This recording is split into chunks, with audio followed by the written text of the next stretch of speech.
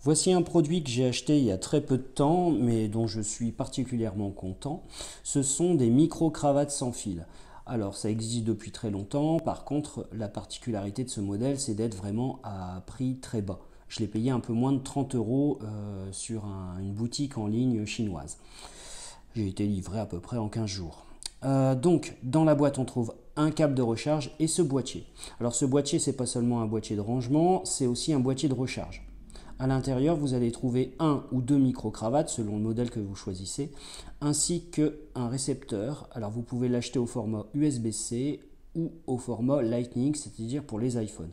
Alors moi, je travaille beaucoup avec des appareils Apple, mais j'ai préféré prendre de l'USB-C pour l'avenir, sachant que j'ai simplement acheté un adaptateur Lightning USB-C que je branche comme ça, ce qui me permet de les utiliser sur un iPhone. Et j'ai aussi acheté un adaptateur USB-C, USB-A pour brancher sur un ordinateur qui n'a pas de connectique comme celle-ci. Alors ce boîtier, donc c'est un boîtier de recharge. Il faudra penser à le recharger de temps en temps avec le câble qui est fourni. Dès qu'on retire un micro, hop, il s'active et là il clignote pour dire qu'il cherche la connexion avec le récepteur. Donc je vais prendre un iPad et je vais connecter le récepteur USB-C directement dessus. Et là, vous voyez qu'il a trouvé la connexion, il arrête de clignoter. Alors, sur le côté, vous avez des boutons. Un premier bouton qui permet d'activer un mode, d'activer ou désactiver la réduction de bruit, parce que oui, il y a une fonction réduction de bruit que nous allons tester juste après. Et puis, il y a un autre bouton qui permet d'activer un mode écho. Alors bon, je trouve ça un peu gadget, mais on va voir tout de suite ça ensemble.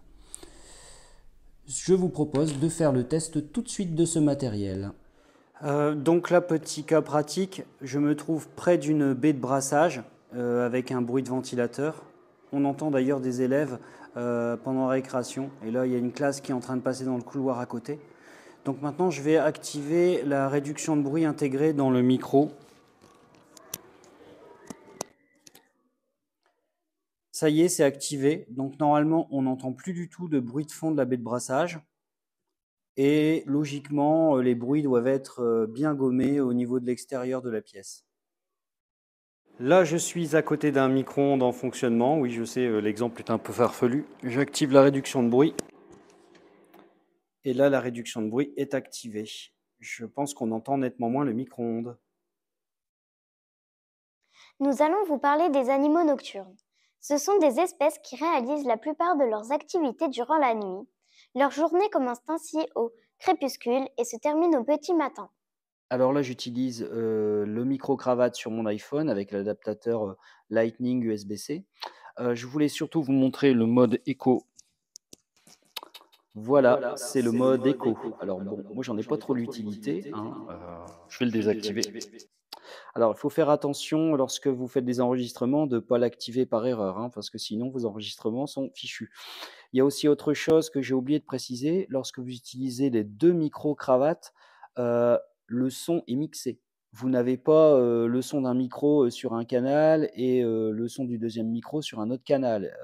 Tout est mélangé, donc vous ne pouvez pas rattraper différents volumes de voix, hein. Tout est mélangé, hein. Voilà.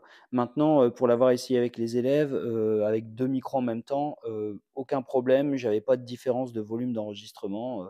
Évidemment, si un élève parle un peu moins fort, ça s'entend légèrement, mais bon, on peut toujours le rattraper au montage, ça.